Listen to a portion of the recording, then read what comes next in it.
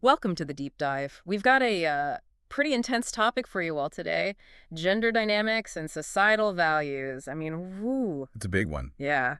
You guys sent us this YouTube debate from Fresh and Fit Clips, and the title alone, 40 plus body count Karen got wrecked after she denied biology. Yeah, that's quite a title. It definitely got our attention. So we're going to break down this whole war of words, two very different perspectives on masculinity, femininity, and how relationships fit in today's world. It's fascinating how this debate really gets into like these deep-seated beliefs about, well, men and women, Yeah. especially in dating, right? Yeah. So the video, it features a male speaker and a female speaker. Mhm. And right away, the male speaker kind of just lays out his worldview. Men are the leaders, women are the followers. Mm.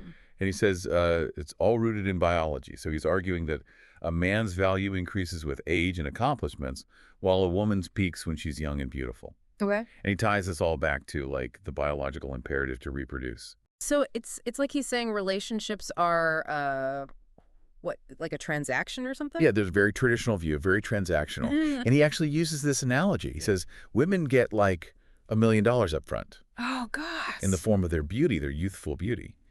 And they need to invest it wisely by finding, a high-status man while their value is high. I don't know about you, but something about that just kind of rubs me the wrong way. It's a little blunt. Yeah. And this is where things start to get interesting because the female speaker pushes back hard. Word, yeah. She challenges his black and white view of relationships, saying that there's got to be room for nuance, individual expression, choices, things that go beyond just biology. You know what I mean? And she brings up her own parents as an example, saying her mom has like a dominant personality. Okay. But they've had a successful marriage for over 25 years. So she's basically saying, like, hey, not all women fit into this submissive box, and they can still have great relationships. Right.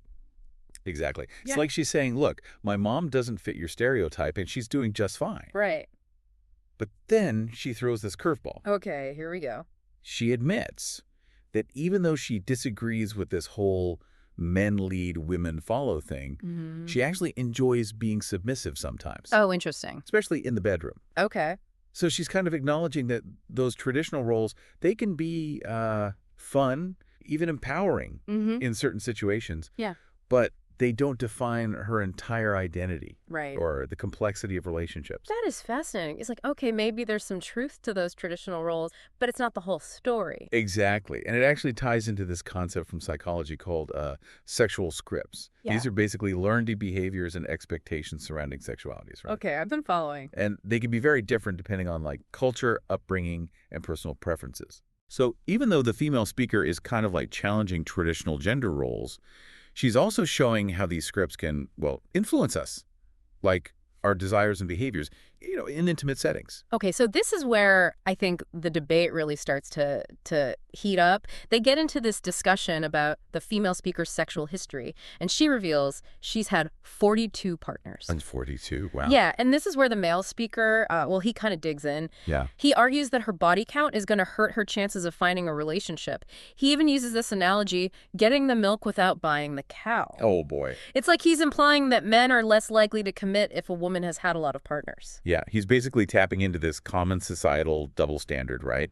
Where women are judged more harshly than men for their sexual history. Totally. It's like a woman's value is tied to her purity or something, while men get praised for the same behavior. Yeah, exactly. So unfair. But the female speaker, she doesn't back down. She tries to move the conversation away from just biology and reproduction, saying that, hey, women have a bigger purpose, right? Like career goals, art, personal fulfillment. It's like she's pushing back against this idea that a woman's worth is all about finding a husband and having babies. Exactly. She's saying, hey, I've got other dreams too. Okay. Right. But, and this is where things get really complicated, she reveals that to fund those goals, those big goals, she's working as a stripper. Oh, wow. And the male speaker, he basically says, see, even your rebellion proves my point about sex and reproduction being at the core of society. That's a really interesting point, actually. It highlights this tension between societal expectations and personal ambition, right? Especially for women. It raises questions about, like, economic disparities, opportunities, and, well, the choices women sometimes make to navigate all of that. Yeah, it's like a catch-22. She's trying to break free from traditional roles, but the way she's doing it kind of reinforces those very stereotypes she's fighting. Absolutely. This leads to a whole other layer of this debate, the who built the world argument. The male speaker, he claims men build all the infrastructure, and the female speaker's like, hold up, that ignores all the contributions women have made to art, creation, and all the unseen work that keeps society functioning. It's almost like they have completely different ways of measuring success, like whose contributions really matter. And then the male speaker throws out this question. Can you imagine if 50% of the population decided to stop chasing anything? Wow, that's thought-provoking, to say the least. Yeah. He's really asking us to consider what would happen if those traditional gender roles were just completely flipped. Right. And then, just when you think things can't get any crazier, the conversation takes this unexpected turn into motherhood. Okay. 2 other women on the panel, they chime in, and they both emphasize how having kids became their main focus, even above their careers. It's interesting because it brings in this whole other perspective, the lived experiences of women who have embraced those more traditional roles, right? Yeah. Like, it shows how diverse women's choices can be, how those choices are shaped by their values, by societal pressures, and, by the real demands of raising a family. Absolutely. And then the debate heats up again. Oh. Because the male speaker argues that a woman wanting a career is a masculine thing, Okay. while the female speaker says that having children is the first form of art. Wow, that's quite a statement. Right. It's like they're both trying to find what a real man or woman is, but their definitions are total opposites. It really speaks to the limitations of, rigid gender roles, doesn't it? It's like, how do we define success and fulfillment for men and women? And do those definitions allow for, individual expression and, the full range of human experiences? Right. So we've gone from biology and body counts to the who built the world debate to the meaning of motherhood. It's a lot to take in. So before we jump into the final part of this whole explosive conversation, I'm curious, what's sticking with you so far? What surprised you the most? It's been quite a ride, hasn't it? And in the next part, we're going to unpack even more of the nuances and implications of this debate. So stick with us. Stay tuned. Welcome back to the deep dive. Before the break, we were really in the thick of it with this YouTube debate. I got to know, what are your thoughts so far? It's pretty intense, right? It really is. I can see where the male speaker is coming from in some ways. He's advocating for a return to these traditional roles for men and women, right? Right. A world where men are the providers and protectors and women are, the nurturers and the homemakers. But then there's the female speaker who's like, wait a minute, I want more than that. I want to build a career. I want financial independence, and I'm not going to apologize for it, Yeah. It's really highlighting the clash between these traditional values and, the modern desire for self-actualization, especially for women. It brings up this question of whether those two things can even exist together, Yeah. Can you have a society where both men and women can be ambitious and still have those traditional family structures? How does that work? Exactly. And it's not like the female speaker saying, I don't want relationships or I don't want kids. She's just saying, I want those things on my own terms. I don't want to be limited by what society says a woman should be. It makes me think about this concept from sociology. It's called gender socialization. Okay. It's the process of learning the behaviors and attitudes that are, considered appropriate for your gender. From when we're little, we get all these messages about what it means to be a good girl or a good boy. And those messages, they can be incredibly powerful. They really shape our beliefs and choices as adults. So are you saying that the male speaker's views are just a product of how he was raised? That he was taught men should be dominant and women should be submissive? Well, it's definitely possible. I mean, we all grow up absorbing those messages about gender from our families, our communities, the media, everything, really. Yeah. But it's also important to remember that people have agency, right? They can choose to challenge those messages and make their own paths. And that's what the female speaker seems to be doing. She's like, no, I'm going to do it my way. Yeah.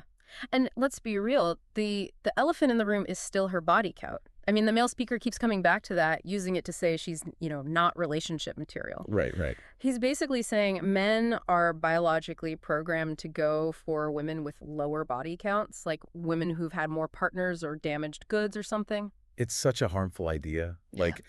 A woman's worth is directly tied to her sexual history. It's awful. It's a form of slut-shaming, and it's really ingrained in our culture. Yeah. And it can have, well, a devastating impact on women, on their self-esteem, their relationships. Yeah, for sure. But the female speaker, she turns it around, you know. She's like, I've chosen to be single because the men who wanted to commit to me, they didn't meet my standards. That's a good point. It's like she's saying, look, I'm not just waiting for a man to validate me. I have my own criteria and I'm not going to settle. She's reclaiming her narrative, basically, asserting her right to, well, make choices about her own body and relationships.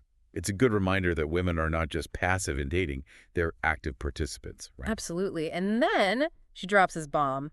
She reveals she's working as a stripper. It's like this giant middle finger to the male speaker's argument, you know? Yeah, it's like she's saying, my value isn't about getting a rich husband, it's about what I can achieve on my own. Exactly. She's taking control of her sexuality and using it to achieve her financial goals, like Wow. buying a house, building a career. It's a bold move, for sure. It really challenges the traditional narrative around women, around sexuality and economic power. It asks us to question our assumptions, you know, about what it means to be a good woman and the choices women make, especially in a society that, well, doesn't always give them equal opportunities. But the male speaker, of course, he's not impressed. He argues that, like, even her rebellion is part of his narrative because, well, she's still working within this system where men have most of the money. He says if she had a real man, she wouldn't need to strip. It highlights this systemic inequality, especially the economic inequality that still exists between genders.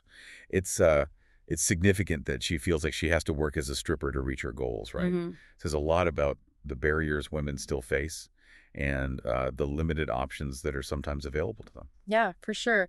And we should acknowledge that not all women have the same opportunities. You know, like the other women on the panel, they chose to put motherhood first over their careers. And that's a valid choice. Absolutely. It speaks to how differently women define success and fulfillment. Their perspective adds a whole other layer of nuance to this conversation. It shows there's no one right way to be a woman, you know? Totally. And the tension really ramps up when they start talking about career aspirations again. The male speaker, he says that women wanting careers is a masculine thing. Okay. And the female speaker counters with, having children is the first form of art. It's like they're trying to define what a real man or woman is, but their definitions are like totally opposite. It goes back to those rigid gender roles, doesn't it? Mm-hmm. The male speaker is trying to put women back in this box where their purpose is, well, domesticity and motherhood. But her response, it's brilliant. By calling motherhood the first art form, she's elevating what's traditionally feminine, you know? Yeah. Like it's just as creative and valuable as any career. It's like she's saying, don't you dare underestimate motherhood. Right. And then things get even crazier. She reveals she has a criminal record. Whoa, hold on. Really? That's a huge twist. It's like she's intentionally breaking that perfect image of femininity, the one the male speaker's trying so hard to maintain. It's like she's saying, you want to judge me? Yeah. Fine. But this is the real me, the messy, unfiltered truth. Yeah. And it makes us confront our own biases, you know? Do we automatically think less of someone because they have a record? Right.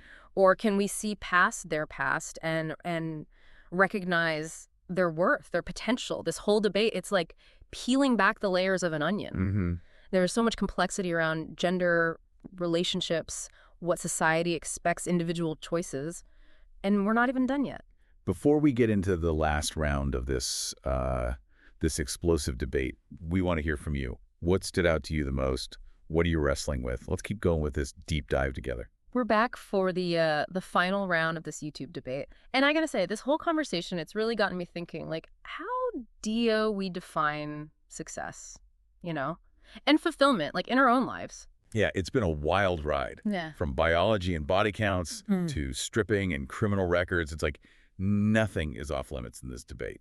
And it's crazy how these personal choices, they get so tied up with these big societal expectations. Like her decision to work as a stripper, right? It's like this act of rebellion against traditional gender roles, but it also opens her up to so much judgment. It shows this double bind, you know? Like if women conform to those traditional expectations, they might be seen as submissive or limited. But if they challenge those expectations, then they risk being called promiscuous or irresponsible. It's a lose-lose situation almost. And it's not just about sex and relationships, like that whole who built the world argument, remember? Oh, yeah. It brings up this question of like whose contributions really matter in society. Totally. The male speaker, he was all about men's contributions to infrastructure and technology, right? Yeah.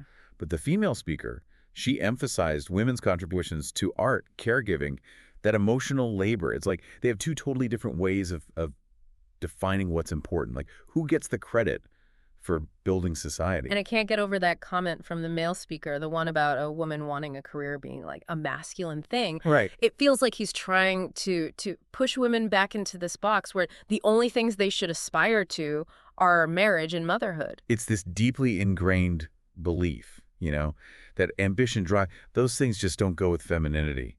Like, women are supposed to be nurturing, supportive, but not too assertive or independent. Exactly. But the female speaker, she challenges that. Like Yeah. when she says, I create in my own way. Such a powerful statement. Yeah. It's about self-determination, even after all the judgment and scrutiny. For sure. And it makes you wonder, right? Like, what does it mean to create in this day and age? Yeah. Does it have to be like something tangible, a building, a painting? Or can it be something less concrete, like raising a family, building a business, or even just living a life that feels authentic and meaningful to you? I think that's a question we all got to answer for ourselves. There's no like one right answer. And that's what makes this whole debate so interesting, It makes us really examine our own beliefs about gender, relationships, the choices we make. For sure. And even though this debate didn't give us any, easy answers, it started a conversation. It exposed the tensions, right, between biology, what society expects, and what individuals want. And it really challenged us to think critically, like, how are those forces shaping our own views, our own experiences? It reminds us that there's no simple right or wrong when it comes to these things. They're complex. But by talking about it, by listening to different perspectives, by questioning our assumptions, maybe we can start to build a world that's, more equitable and fulfilling for everybody. Absolutely. So as we wrap up this deep dive, we want you to keep thinking about these questions. What really resonated with you? What assumptions did this debate challenge? And how can we all move forward with more understanding, more empathy in our own lives, in our communities? Definitely a lot to think about. Thanks for joining us on this deep dive. We'll see you next time.